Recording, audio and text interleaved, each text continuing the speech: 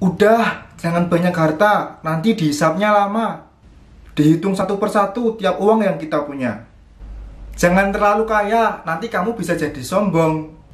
Lebih baik sederhana saja. Halo sedulur, pernahkah kalian mendengar ungkapan-ungkapan tadi? Ungkapan-ungkapan tadi berhubungan dengan video terakhirku yang ini, yang membahas mengenai obat malas dosis tinggi. Pada bab 4, halaman 36, dibahas sedikit mengenai bab uang, tentang kaya dan miskin. Ada beberapa anggapan orang yang salah kaprah tentang keuangan. Ini ku bacakan cuplikannya saja ya, karena sangat panjang. Yang pertama, uang tidak bisa membeli kebahagiaan. Kalau uang dan kemiskinan sama-sama tidak bisa menyediakan kebahagiaan, terserah Anda untuk memilih uang atau kemiskinan. Nomor 2, orang kaya itu serakah. Ketahuilah bahwa sebagian dari orang kaya memang serakah. Tapi demikian juga dengan orang yang setengah kaya atau juga orang miskin. Keserakahan itu bukan disebabkan karena uang, melainkan sifat atau tabiat perseorangan yang bisa dilakukan semua golongan. 3, kaya artinya kerja keras, ujung-ujungnya malah menelantarkan keluarga. Emangnya kalau miskin kita tak bisa menelantarkan keluarga?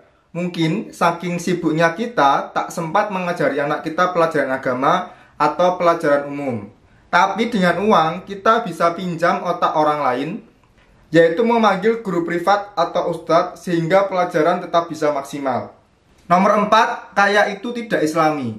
Begitu banyak muslim yang malas cari uang dengan dalih orang miskin itu masuk surga lebih dulu, jadilah miskin saja.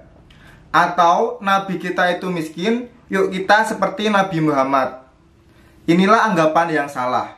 Jika semua muslim itu miskin, lalu bagaimana caranya membangun masjid? Kemudian mencetak Al-Quran, menggaji para ustadz yang dikirim ke daerah-daerah terpencil untuk berdakwah. Apakah mungkin kita menyekolahkan anak dengan sekolah terbaik tanpa membayar? Sedangkan para gurunya senantiasa harus meningkatkan keilmuannya dengan belanja buku setiap bulan, mengikuti seminar, mencari materi yang bagus di internet, dan semuanya harus dengan uang. Nabi Muhammad adalah seorang yang kaya. Beliau menikahi Bunda Khadijah dengan mas kawin 20 ekor unta muda. Jika misalnya satu ekor unta seharga 20 juta, itu berarti mas kawin Rasulullah itu adalah 400 juta rupiah, hampir setengah miliar. Beliau itu bukan miskin, tapi adalah beliau itu sederhana dan paling jago dalam bersedekah. Artinya setiap ada rezeki, beliau sedekahkan sebanyak-banyaknya. Hingga pernah ada sahabat yang menghadiahi beliau sebakul mentimun, beliau balas menghadiahi sahabat itu dengan segenggam emas dan perhiasan. Nomor 5, uang tidak bisa membeli cinta. Tapi apakah kemiskinan bisa membeli cinta? Nomor 6, uang tidak bisa membeli persahabatan. Nomor 7, uang tidak menghindarkan kita dari maut. Nah ini yang unik. Memang uang itu tidak bisa menghindarkan kita dari maut, tapi itu bisa menjadi sebuah bentuk ikhtiar kita. Kenapa? Karena dengan uang kita itu bisa untuk memeriksakan kesehatan, menjaga kesehatan. Jadi itu adalah bentuk ikhtiar. Memang uang tidak akan menghindarkan kita dari maut, tapi kemiskinan juga tidak menghindarkan kita dari maut, bukan? Nomor 8, uang tidak bisa membeli surga, tapi kemiskinan juga belum tentu bisa membeli surga. Yang jelas, dengan beramal, bersedekah, berinfak, membangun masjid, itu juga membutuhkan uang. 8. Uang tidak bisa membeli surga.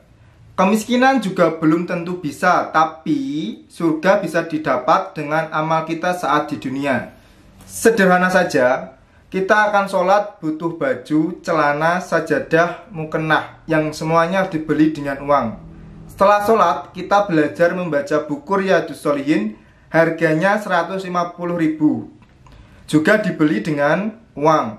Lalu les ngaji, Pak Ustadz datang ke rumah kita, naik motor, kemudian beli bensin, itu semua menggunakan uang. Uang atau kekayaan memang tidak bisa memberikan kita sebuah kebahagiaan. Tapi kemiskinan juga tidak bisa memberikan kita sebuah kebahagiaan. Sebagai umat muslim, kita memang dilarang untuk mencintai dunia. Tapi kita tidak dilarang untuk menggenggam dunia. Dalam artian memiliki banyak uang, menjadi orang kaya itu tidak dilarang. Sekali lagi yang dilarang adalah mencintai dunia. Bingung nggak? Sepertinya agak sulit ya untuk tidak mencintai dunia, tapi kita mempunyai harta yang banyak atau menggenggam dunia. Simpelnya mungkin seperti ini, ketika kita punya uang atau kita punya harta dan itu diambil dari kita bisa ikhlas, kita tidak menangisi kehilangan itu. Misalkan kita punya mobil, nah mobil itu hilang atau dicuri orang.